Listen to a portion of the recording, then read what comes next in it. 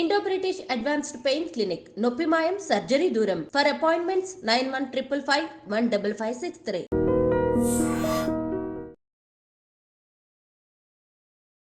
నమస్తే, welcome to I dream inside politics with కవిత.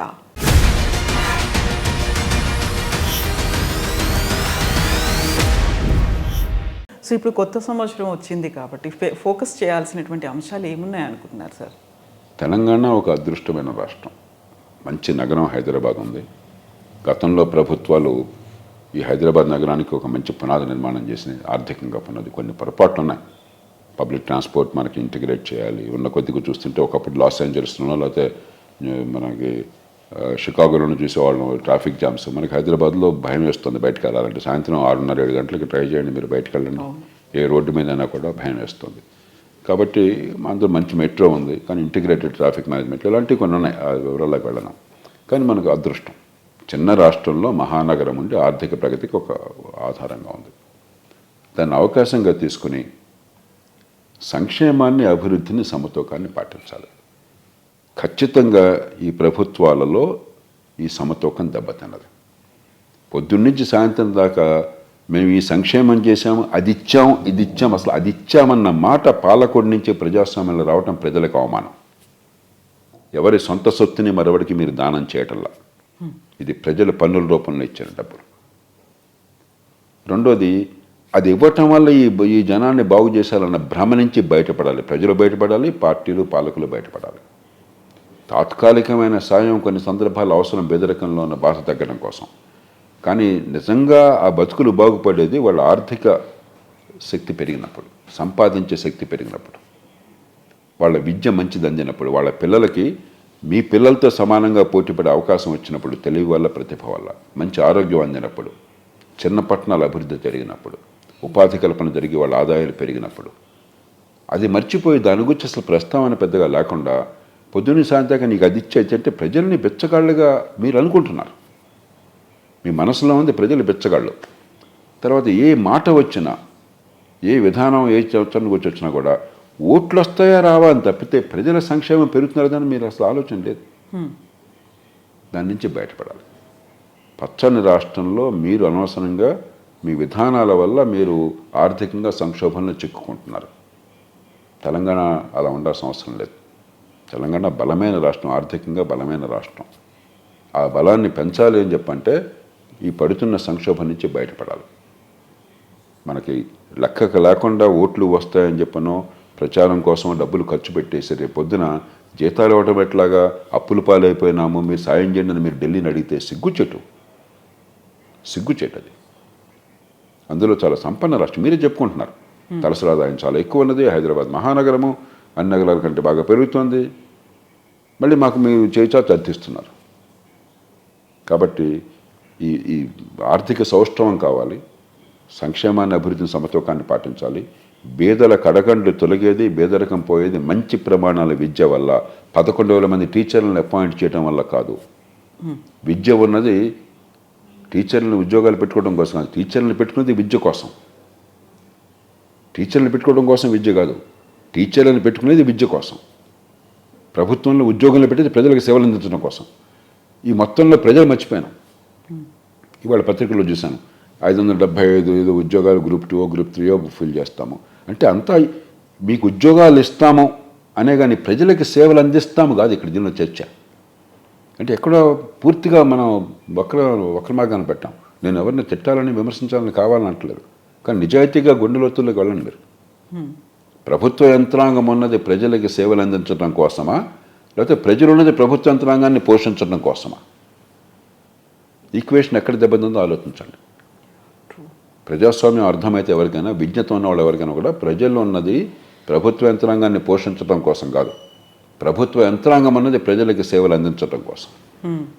నాకు ఈ భాషలో కానీ ఈ చర్యల్లో కానీ అది పూర్తిగా దెబ్బతిన్నట్టు కనిపిస్తుంది.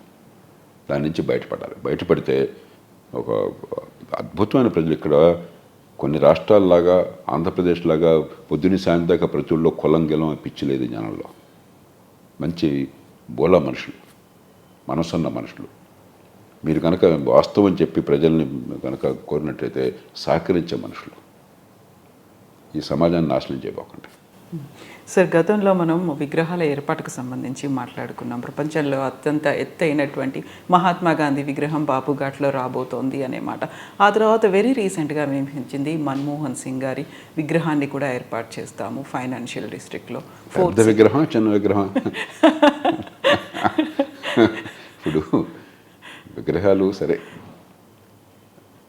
గొప్ప వాళ్ళకి పెడుతున్నాం, అంత గొప్ప కాని వాళ్ళకి మీద వేరు కారణాల వాళ్ళు పెడుతున్నాం. మన్మోహన్ సింగ్ ఖచ్చితంగా మనం గర్వించదగ్గ నాయకుల్లో ఒకటి. నాకు వ్యక్తిగతంగా చాలా ఆప్తుడాను. కాబట్టి ఒక పివి నరసింహారావు గారి విగ్రహము, ఓ మన్మోహన్ సింగ్ గారి విగ్రహము, ఓ వాజ్పేయి గారి విగ్రహము పెడితే మనం ఖచ్చితంగా సంతోషిస్తాం. ఎందుకంటే వీళ్ళంతా జాతికి మచ్చలేని మనుషులు, గొప్ప సేవ చేసిన వాళ్ళు. కానీ మళ్ళీ నేను కోరింది మహాత్మా గాంధీ కావచ్చు, లేకపోతే ఇంకా సామాన్యులు కావచ్చు, విగ్రహాలు పెట్టేసేదో ఆడంబరం కాకుండా, అది గొప్ప చేసామని కాకుండా, మన్మోహన్ సింగ్ జీవితం అంతా కూడా చిత్తశుద్ధితో పనిచేశాడు. ఆయన నిఖార్సైన నిలువెత్తు నిజాయితీ. అసలు మీరు వేలెత్తి చూపడానికి వెళ్ళేంటంటే నిజాయితీ. ఈవేళ ఒక మామూలు పంచాయతీ సభ్యుల్లో కూడా కల్పించినంత నమ్రత, హ్యూమిలిటీ, అది పాటించండి. మన్మోహన్ సింగ్ నోటి నుంచి ఎప్పుడన్నా దుర్భాష మీరు విన్నారా? ఇతర పార్టీలను కానీ నాయకులు కానీ చిన్నవాళ్ళను కూడా చులకన చేయడం మీరు ఎప్పుడైనా విన్నారా? అవమానించినప్పుడు విన్నారా? అహంకారం ఎప్పుడన్నా చూసారా మీరు? కాబట్టి మన్మోహన్ సింగ్ గారికి కానీ, నరసింహారావు గారికి కానీ, వాజ్పేయి గారికి కానీ, జవహర్లాల్ నెహ్రూ గారికి కానీ, మహాత్మా గాంధీకి కానీ, మరొకరికి కానీ, అంబేద్కర్కి కానీ నిజమైన నివాళి ఏ లక్ష్యాల కోసం వాళ్ళు పోరాడారో, ఎలాంటి వ్యక్తిగతమైనటువంటి వ్యక్తిత్వాన్ని వారు చూపెట్టారో, ఎలాంటి నాయకత్వాన్ని చూపెట్టారో దాన్ని మనం అనుసరిస్తే ఆ లక్ష్యాలు నిజంగా సాధించడం కోసం డ్రామాలు ఆడకుండా కొంత ఫలితాలు చూపెడితే నిజమైన నివాళి అది. అంతకంటే ఇప్పుడు పోయిన వాళ్ళకి మన్మోహన్ సింగ్ గారు పోయాడు, అయిపోయింది కదా. మీరు విగ్రహం పెడితే ఆయనకి ఏమైనా సంతోషమా, పెట్టకపోతే ఆయనకి ఏమైనా నష్టమా? నేను పెట్టొద్దంట్లే. గాంధీ గారి విగ్రహం పెట్టాలా మీరు? విగ్రహం ఆయన బతుకున్నాడా? ప్రపంచంలో గాంధీ ఆలోచనలో ఉన్నటువంటి ఆ బలం అర్థమైనంత కాలం, దానివల్ల మనకు సమాజానికి లాభం ఉందని ప్రపంచం గుర్తించినంత కాలం ఆయన ఎవరు మర్చిపోలేరు. అది లేకపోతే మీరు ఎన్ని విగ్రహాలు పెట్టినా ఎవరు పట్టించుకోరు. మనం ఈ దేశంలో సింబాలిజం ఎక్కువైంది, మన ఊరికే చూపెట్టడం ఎక్కువైంది ఆచరణ కంటే. కాబట్టి ఆచరణ ముఖ్యం. మన్మోహన్ సింగ్ నేను బాగా వ్యక్తిగతంగా అభిమానించేవాళ్ళు ఒకటి, నన్ను ఆయన చాలా ప్రేమగా చూశారు. కాబట్టి సహజంగా నాకు అంటే ప్రేమ ఉంటుంది, అభిమానం ఉంటుంది. ఈ దేశానికి ఆయన సేవల వల్ల మనకు గౌరవం ఉంటుంది. కానీ విగ్రహాల కోసం వాళ్ళు బతకల. వాళ్ళు ఏ లక్ష్యాల కోసం, అక్కడ పేద కుటుంబం నుంచి వచ్చాడు ఆయన. ఒక గ్రామంలో రోజు 4-5 మైళ్ళు అటు ఇటు స్కూల్కి వెళ్ళి నడిచి వచ్చాడు. మామూలు స్కూల్లో చదువుకున్నాడు.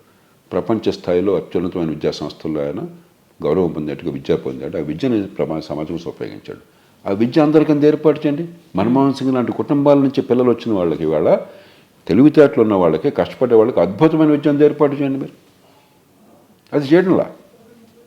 ఆరోగ్యం ఏర్పాటు చేయండి, చట్టబద్ధమని ఏర్పాటు చేయండి, వినమ్రంగా ఉండండి, అహంకారం వర్జించండి, పగలు కక్షలు కర్పణ్యాలు పక్కన పెట్టండి, ఆడంబరాలు పక్కన పెట్టండి, ఆర్భాటాలు పక్కన పెట్టండి, పొదుపురితనం పాటించండి ప్రజాజీవనంలో, ప్రజలకు ఆదర్శాన్ని చూపెట్టండి జీవితంలో. మన్మోహన్ సింగ్ గారి ఆత్మంటూ ఉంటే అది చాలా సంతోషపడుతుంది.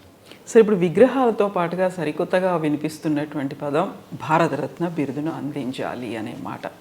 సో ముందు నుంచి పివి నరసింహారావు గారికి ఇవ్వాలి అనేది ఉంది. ఆ తర్వాత ఇప్పుడు సడన్గా మన్మోహన్ సింగ్ కూడా భారతరత్న ఇవ్వాలి అనేది నేను ఖచ్చితంగా వారిద్దరూ అర్హులను భావిస్తున్నాను. నరసింహారావు గారు, మన్మోహన్ సింగ్ గారు ఈ దేశానికి అపారమైనటువంటి కీలకమైన దశలో ఒక జాతి భవిష్యత్తు మలుపు తిప్పారు. ఒక అర్థం పర్థం లేని కొహనా సోషలిజంలో కూరుకుపోతున్న దేశాన్ని కాపాడే ప్రయత్నం చిత్తశుద్ధితో చేశారు. అది ఫలితాలను ఇస్తుంది. ఇంకా చేయాల్సింది చాలా ఉంది. కాబట్టి వాళ్ళు గుర్తుంచుకోవడం అవసరం. తర్వాత నిజంగా గొప్ప పని చేసిన వాళ్ళని స్మరించుకోవటం, వాళ్ళకి గుర్తింపునివ్వటం మంచిది. మన దేశంలో కొంచెం అంత ఎక్కువ జరగదు. ఎందుకంటే ఇప్పుడు బ్రిటన్ లాంటి చిన్న దేశంలో కొన్ని వందల మందికి ప్రతి సంవత్సరం వాళ్ళు అవేం పెద్ద వాళ్ళకేమీ రాదు. ఆ గౌరవం నిజంగా సమాజానికి మంచి చేసిన వాళ్ళకి గౌరవం ఇచ్చినట్టయితే అది సమాజానికి మేలది. ఇప్పుడు పాడియావు కదా అని చెప్పని మనం ఆ గొడ్డుకి దాణా వేయటం మానేసాం అనుకోండి, నష్టపోయేది ఎవరు? ఆ పాలు పొందేటువంటి మనం. కాబట్టి నిజంగా సమాజానికి అంకితమే మంచి చేసిన మన్మోహన్ సింగ్ లాంటి వాళ్ళు, నరసింహారావు గారు లాంటి వాళ్ళు, మరొకరు అలాంటి వాళ్ళకి గుర్తింపు వస్తే వాళ్ళకేం ఉపయోగం లేదు. వాళ్ళు ఏదో బతికేశారు, వాళ్ళు వెళ్ళిపోయారు. చాలామంది వాళ్ళలో ఉన్న కాలంలో దుర్భర దారిద్ర్యాన్ని గడిపారు. ఒక ప్రకాశం పంతులు గారు ఉన్నారు, చివరికి తినడానికి తిండి కూడా లేనటువంటి దారిద్ర్యంలో బతికాడు. ఒక అపర కోటీశ్వరుడు ఆ రోజుల్లో లక్షలు అంటే వాళ్ళ 10 కోట్లకు సమానం. నెలకు ₹1,00,000 ₹1,50,000 సంపాదించే మనిషి 100, 120 ఏళ్ల క్రితం, 130 ఏళ్ల క్రితం చివరికి తినడానికి తిండి లేకుండా అంతగా త్యాగాలు చేసిన మనుషులు. కాబట్టి వాళ్ళకేమీ అందదు. కానీ మీరు ఎలాంటి విలువల్ని మీరు గౌరవిస్తున్నారు, ఎలాంటి విలువల్ని సమాజానికి చాటి చెప్తున్నారు, వాళ్ళ వల్ల సమాజానికి జరిగిన మేలుని ఏ రకంగా గుర్తుంచుకుంటారు. అది మన మంచితనానికి, మన విజ్ఞతకి చిహ్నం. 10 మందిని ప్రోత్సహిస్తున్న అలాంటిది.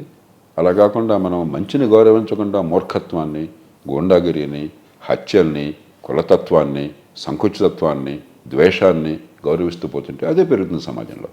Yes, sir. Thank you so much, sir. Thank you.